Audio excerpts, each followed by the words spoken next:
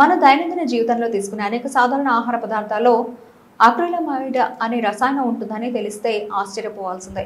ముఖ్యంగా పిండి పదార్థాలు కలిగిన ఆహారాన్ని అధిక ఉష్ణోగ్రతల వద్ద వేయించడం, బేకింగ్ చేయడం లేదా రోస్టింగ్ చేయడం వంటి పద్ధతుల్లో వండినప్పుడు ఇది తయారవుతుంది.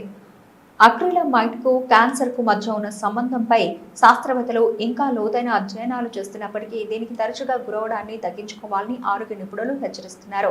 వంట చేసే పద్ధతిలో కొన్ని చిన్నపాటి మార్పులు చేసుకుంటే ఆహారపు రుచిలో పెద్దగా తేడా లేకుండానే అక్రిలమైడ్ మోతాదును తగ్గించుకోవచ్చని వారు సూచిస్తున్నారు. అక్రిలమైడ్ సాధారణంగా ఎక్కువగా ఏర్పడే కొన్ని ఆహార పదార్థాలు వాటిని సురక్షితంగా ఆస్వాదించే పద్ధతులు ఇక్కడ ఉన్నాయి. కరకరలాడే స్నాక్స్ మరియు ఫ్రైస్, బంగాళాదుంప చిప్స్, ఫ్రెంచ్ ఫ్రైస్, ఇతర నూనెలో బాగా వేయించిన స్నాక్స్ ఈ జాబితాలో మొదటి స్థానంలో ఉంటాయి. బంగాళాదుంపలను అధిక వేడి వద్ద వేయించినప్పుడు లేదా బేక్ చేసినప్పుడు వాటిలోని సహజ చక్కెరలు అమైనో ఆమ్లాలతో చర్య జరిపి అక్రిలమైడ్ను ఉత్పత్తి చేస్తాయి. పదార్థం ఎంత ఎక్కువగా వేగి ఎంత ముదురు రంగులోకి మారితే అంత ఎక్కువ అక్రిలమైడ్ ఉంటుంది.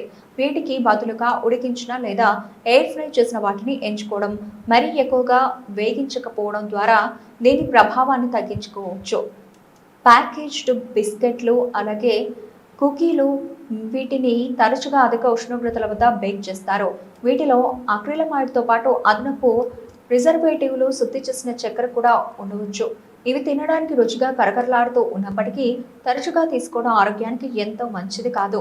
టీతో పాటు బిస్కెట్ తినే అలవాటు ఉంటే బయట కొనుగోలు చేసిన బాగా వేగిన వాటికి బదులుగా ఇంట్లో తయారు చేసుకున్న లేదా తక్కువగా బేక్ చేసిన వాటిని ప్రయత్నించడం మేలు. మాడిన టోస్ట్ మరియు బాగా వేగిన బ్రెడ్ టోస్ట్ మీద బంగాళ రంగులో ఉండే పొర చూడడానికి బాగానే అనిపించవచ్చు, కానీ మరీ ఎక్కువగా వేగించడం వల్ల ఎక్కువ అక్రిలమైడ్ ఏర్పడుతుంది.